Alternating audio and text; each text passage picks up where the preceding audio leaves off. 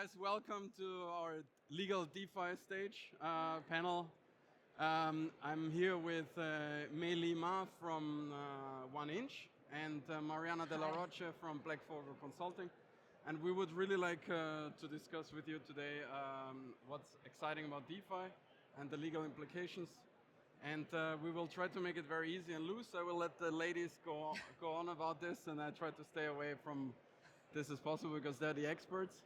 And maybe guys, you want to quickly introduce yourself very briefly to the audience? Yeah, I'll stay. Yeah, very quick. So my name is Mei Ma. I'm the Deputy General Counsel of 1inch. We're one of the largest DEXs or DEX aggregators in the world by volume. So very nice to meet you all.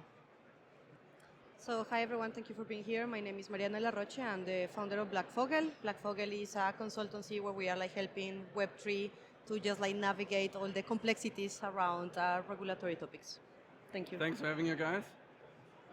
Let's start with something easy. So there's apparently a regulatory paradox which we have around, which basically is the approach to everything that moves to regulate it.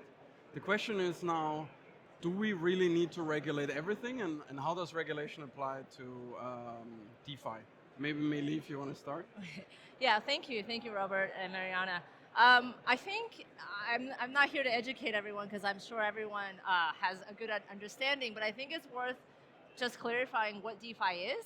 Right? It's decentralized finance, which means we don't have a central custodian or intermediary that sit between users. So, I just opened a bank account in Spain the other day, and I had to provide a lot of information because the bank that's my counterparty, they have control of my funds. So there's two things that's different between DeFi and traditional finance. One is there is a central intermediary or a custodian, and two is the custodian holds and controls the user's assets. So in DeFi, both of these are not true. There's no central intermediary because the blockchain and the smart contracts controls everything and executes everything sort of automatically. Once you create the code, things, you sort of press a button in our minds, and as an analogy, right, things kind of happen according to the code, and there's no human intervention or changes that can be made after that. And then the second thing is we, as a DeFi platform, we don't custody user funds.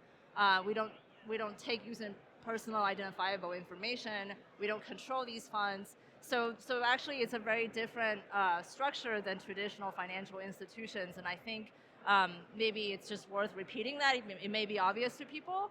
And then I also want to put into context the order of magnitude difference, because I just did some quick research, and of course, depending on what sources you read and the methodologies, the total value locked in DeFi is between 150 to 200 billion. Again, depending on methodology, who you follow.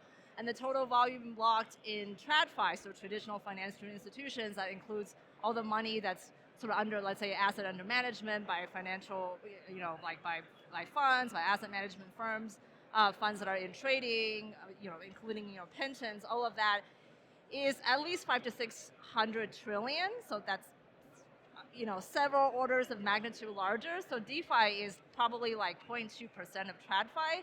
So I think it's also worth mentioning that it's, in terms of impact and size, it's very, very small, right, in the greater scheme of things. And therefore, it's worth bearing that in mind from a regulatory point of view, that it's obviously less mature, it's a lot younger, and it is still a lot smaller and less impactful to people's everyday life, so to speak.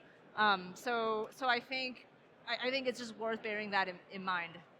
I think that's a great point if you look at market stability, right? From that side of the regulation. But going back to your question, I think that what we need to think is why we regulate, and the why we regulate should be, in this case, at least for me, consumer protection, right?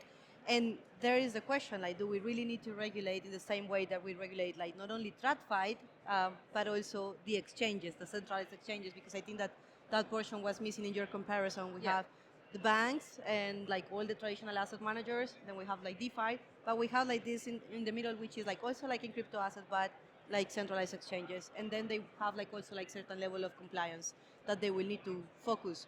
I think that at the end, and I think that this is the dichotomy that you were speaking, and I think that this is where it becomes really interesting to talk about DeFi, is that the industry itself has interest in presenting the solutions as a secure solution for the user. And how it has been until now, because it's a young industry that is not regulated, and it was on purpose let out of MICAR, the industry had found ways in which they can create this security in a way that it is not mandatory because of regulation, but because it is convenient for the user. And here I think that is where like the major potential is, because we are even using our own technologies via certification, like via audits of the smart contracts to see like how secure they are. We don't do that because it's mandatory by law. We do that because it's better for us and it's better for the users. Some of like the DeFi liquidity pools that are like doing like certain type of KYC that is not like the mandatory KYC with like all the conditions that we have at the national level or like European level, but they do it because they also want to give like certain security to the users that are interacting with those liquidity pools. So I think that there is a major potential here to also showcase which type of technological tools we have in the industry that can be used to bring like this level of security to the user that are actually effective. Because KYC, at least for me, I don't think that this really prevent what it should prevent, right? It's not as effective as the regulator or the industry would like. So we live in a bubble where we have a fake feeling of security just because of the fact that we have a ton of regulation that we need to implement, but that doesn't necessarily mean that what we are doing is protecting the users and preventing money laundering and financial of terrorism, right? But if it's the industry itself, the one that is using technology to try to achieve that, I think that there is a major potential. I think we touched on a very important point. The question now is, if I would play devil's advocate now and be the regulators, like, that's nice talk, right? But how does it look in practice? So what are you doing in practice to achieve these things? Yeah, I can go first. So I think just to stress Mariana's point earlier, it's at the end of the day, right, it's about understanding why regulation is necessary or desirable. It's not for its own sake or to fill out papers or create jobs for bureaucrats, but it's to protect consumers, right, to create an environment where people can feel, well, have control over their own finances and their own money, but be able to, trade, to swap, to invest, to save, to do whatever they want in a secure environment, right? And that's why we have regulation, is to provide that security in that environment. So for us, that's very important, because obviously if our users don't feel secure, then we lose business. If they feel like DeFi is a dark space where they might get scammed, hacked, or lose money, no one cares, there's no accountability, they can't call someone to help them, then they are not going to use the platform. They're just going to put their money with BBVA or Santander and earn like nothing. But hey, at least they won't lose it, or there's some depositor protection up to 100K euros or whatever it is. So I think we really want to remove these blockers or friction points by creating a more secure, risk-managed, risk-mitigating environment. And some of the things that we do, which a lot of industry participants are doing, it's not KYC as such that a traditional bank or even a centralized exchange, right, like Binance or Kraken or Coinbase will do. But we do a lot of wallet monitoring at the blockchain level. So we employ, based our own sort of tech backend solutions, as well as security providers like the Chainalysis, TRM Labs, that type of security provider that has a lot of real-time monitoring to help us basically identify suspicious wallet activities and try to basically block them from using our platform. So that way we're not a conduit for proceeds of financial crime, right? We try to prevent hackers from using our platform to launder the money, create additional wallets to further obscure the traces of these funds. So that's very, very important. And then we're always finding solutions to basically try to stay ahead of the game, because with hackers it's always a cat and mouse game, right? Who can figure out the smartest way to hack into a system, right? To stop wallets or create fake commands.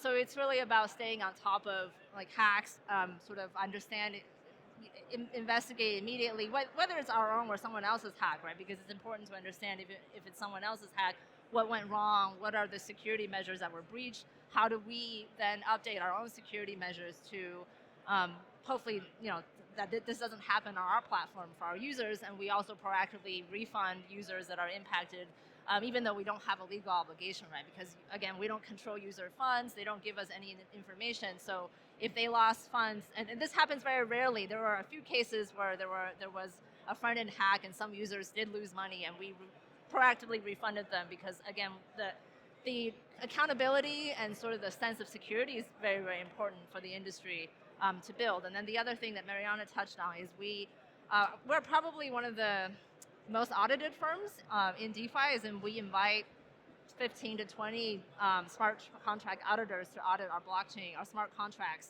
on a continuous basis. So whenever we introduce new products, new integrations, for example, this year we integrated with Solana, and that is a very different code base because we're Ethereum based to start with, and Solana, it's not an Ethereum virtual machine based system, so it required a lot of new coding, and we engage at least 15 auditors to audit the smart contracts to make sure that it's secure. Again, it's not going to solve everything. It doesn't mean that there's not going to be any bugs or hacks happening, but on a voluntary basis, we do as much as we can because even without regulatory mandates, it's important and it's good business, right, to make sure that users feel secure in the product, and it's good business for everyone because it will only, let's say, mainstream this system more if people feel like they have the ease and they have the security to use it, just like they can with their banks and their other traditional financial institutions and centralized exchanges, right, which are under more regulation and do more. Maybe as a follow-up question to you, when we hear all these things, I mean, this sounds like we're on the right track, but how do we make sure, as DeFi is a global development and a global infrastructure, basically, how do we make sure that the regulators acknowledge these things, know these things?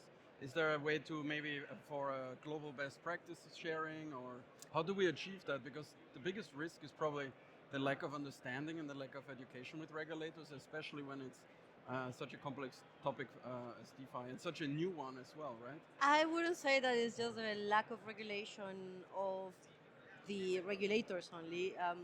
I think that like DeFi changed a lot of like paradigms. One of them is that you do not have where to run if something goes south because you did something wrong, right? So I think that there is a lot of education also at the user level, because if something happens or you forgot your passkeys, you just like put yourself in danger, it's like your responsibility. And I think that like this like changing mindset, like telling the people like, okay, your keys, your money, Not also, your kid, not your money. yeah, but like your keys, your money means it's like also your responsibility. And there needs to be a lot of education here, because if something goes south, then they will just like say like, but yeah, it was like their fault because they didn't tell me, right? And it's like, well, you know that there is an inherent risk here because there is no centralized place to go if something happens. So I don't think that DeFi is for everyone. I don't think that crypto is for everyone. I don't think that banks are for everyone, right? Like there is different like solutions for everyone. What I like right now is that we have options as users, and it really becomes about like our own responsibility to understand the solutions and the systems that we want to use, and actually like take ownership of that. If I do something wrong and I lose my money because I didn't protect my keys, that was my responsibility, not the one of the protocol. And I think that there has been a lot of like lack of understanding also on that has ended in scandals in the media that at the end also impact how the regulators see DeFi, right? Because they will say like, it is not secure because some people lose their money. Like, do they lose the money because it was a scam, it was a hack, or they lose the money because they didn't take responsibility of their actions and didn't protect their keys, or just simply lose their keys? So I think that there is a lot of like education that needs to be done, but also from the user level. Now, the way that I always like to approach regulatory topics with regulators is with examples, and good examples, and normally they are more open to speak to you if it's not just only about the financial part, but also like the impact of those solutions in the real economy. So social impact is one of the best cases to talk about that. When you were like mentioning like different things that you have been doing to actually protect users, I was actually like thinking on a project called Ethics Hub that is basically using crypto to finance people in the global south, small farmers like coffee farmers that are completely excluded from the traditional financial sector. They don't have bank accounts, they cannot access loans because they don't have collateral. And if they have collateral, it's probably a piece of land in the middle of nowhere that the bank doesn't want. So put some interests that are so high that these people will be never going to be able to be profitable, right? So these type of solutions are really interesting for them. And they do have like a decentralized component in a liquidity pool where they're also created a stable coin that like works as a collateral for the loans that they are getting from the investors to the people, and they have like all like their own native processes of how to onboard the farmers in order to guarantee that they're going to pay back. And this is a whole system that they have created on their own, not because there was compliance requirements, but because it's a good practice for the farmers to start to using like new technologies like DeFi and like crypto to make themselves sustainable. It's a good practice for the investors, so they want to reinvest and continue supporting the project. And it's a great example to approach a regulator and say like, look, I'm actually like doing financial inclusion. Look, like I'm actually like generating like new economical models here, and I'm doing all of this with technology. I cannot do that with the traditional financial sector. So putting these like ideas in concrete projects that you take to the regulator will help them also to say like, or maybe this is not just shady and scammers, they're actually like doing something good and they're just like pushing economy in a different direction, bringing also people that was traditionally unbanked. So I would say, I'm not saying it's easy, I'm not saying that all the examples are that good as this one, but I think that that's how we can start to just like making sure that the regulator understand. I also believe that like partnerships are really important for that when it comes to the regulator. Like I'm doing quite a lot of work right now with the BGA that is working also with Bybit and also with like UNDP on implementing use cases on blockchain, and also like bringing like DeFi into the equation to try to see how we use blockchain, crypto, and DeFi to try to solve some of the issues that the United Nations offices are having at the local level and have not been able to solve in decades. So how we actually like make something valuable with these technologies to start implementing. And DeFi is one of the most powerful systems we have right now to bring people into economical activities. So I will say like that's kind of the path that I will push forward, not only because I really like everything that has to be with impact, but because I think that you need to materialize and prove that these technologies can do something good and bring something different that is value added. Because otherwise, well, we just like simply use like micro lending and banks, and then that's it. What else, right? There needs to be a new value added, and it needs to be something new, and we need to prove that we can do it. So let's assume we have those regulators that are educated, understand these things. There's still the question of once we achieve compliance in this new type of regulatory environment, is this a threat to the DeFi values at its core? Yeah, that's a great question, and we thought a lot about this. I think before the presentation. And I think it's worth clarifying. It's not that we think the industry should have no regulation or should just be purely self-regulating. I mean, we welcome regulation. We want to have clear rules. I think it's just important to have to talk from the same place, right? That we have the same background, baseline understanding of what is the technology that we're facing. It's not the same as kind of, I guess what I'm saying is using financial regulatory framework, traditional financial regulatory framework is like trying to fit a square peg in a round hole, or whatever the analogy is, right? It's not really fit for purpose. So I think it's, again, just setting the stage. But as Robert's saying, assuming we have this common understanding among regulators and industry, I think the answer, because again, right, DeFi is about not having a central authority or central intermediary or custodian. So how do you regulate something that doesn't really have let's say, an accountable central party, right, to start with? And I think it could start with regulating at the code level. And we spoke with Gibraltar. They're doing Gibraltar Financial Services. They're trialing a sandbox regime where basically they would regulate smart contract auditing firms. So firms like OpenZeppelin, for example, can basically get a license or be, let's say, certified under this sandbox regime. And then we can use OpenZeppelin or Hack and Proof or a number of security audit firms to audit our smart contracts, and then we would, because we've been audited by a certified auditor, then we can show sort of an increased level of security and reassurance to our counterparties. If we're working with banks or other financial institutions, or even the likes of Coinbase, Binance, we can say, well, look, even though we don't have a strict regulation the way you do, we have some regulation, right? We've been audited by a firm that undergone a certification process with a regulator, and of course you have to have faith in the regulator, right? If the U.S. has no faith in the Gibraltar regulator, then that doesn't work. But assuming there is a baseline level of faith among regulators, then that could be a start, right, to kind of preserve the sort of self-custody and a lack of, let's say, central authority values in DeFi, which for us is it's kind of the core of what we're doing, right? Without these things, then we wouldn't be pushing the projects that we're pushing. We believe that self-custody is important for people to take control of their money, right? It's their freedom.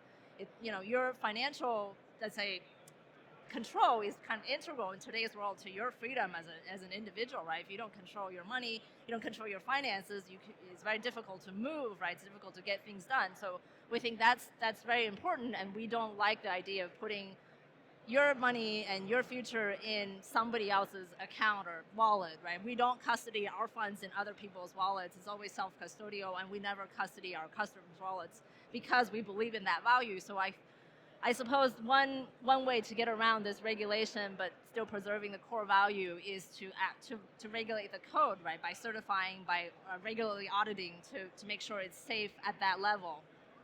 And I need to echo this because I think that having these tools is really important, especially when we have like democratic crisis. We have seen like how also like sanctions has been used to jeopardize and actually like attack defenders of human rights, like in the case of Israel against Palestine, what is happening right now with like the United Nations people that they have been targeting and sanctioning, and then they are completely excluded from the traditional financial sector. I'm not saying that sanctions also not work all the time, but I think that it is super important to have certain tools that really belong to the people, and that in case of democratic crisis, they can still access financial services. So I think that like not going into the whole regulatory package that we have for the traditional financial sector is really, really important, more considering the global context that we have right now. So I do echo the need to just like have in mind what were the principles and the original ideas of these technologies.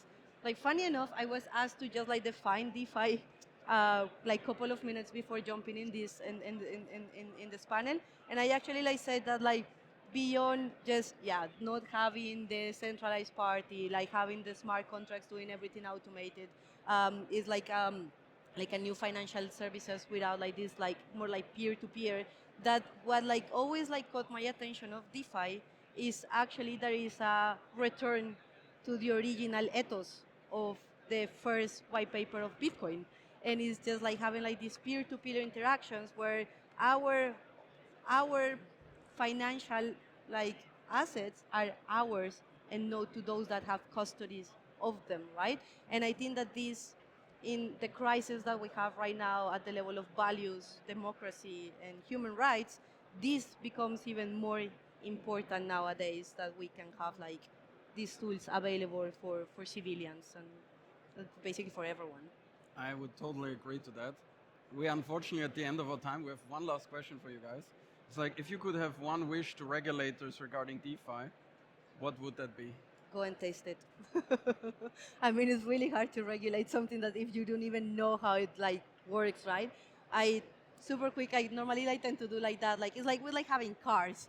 You need like if you want to drive a car, you need to take a license. You need to do a course and you need to go and practice. And you probably still will make accidents, but you will have an insurance that will respond for this. And you will have like certain rules in the street of how to drive. Those that made the rules of how to manage the cars in the streets probably also know how to drive, because otherwise they couldn't be able to do it, right? So we need regulators to also go and taste how these technologies works and like get a sense of like where are like the vulnerabilities, like do I really need to regulate here, what is the impact, because otherwise they're regulating something that is completely out of the scope of what they understand.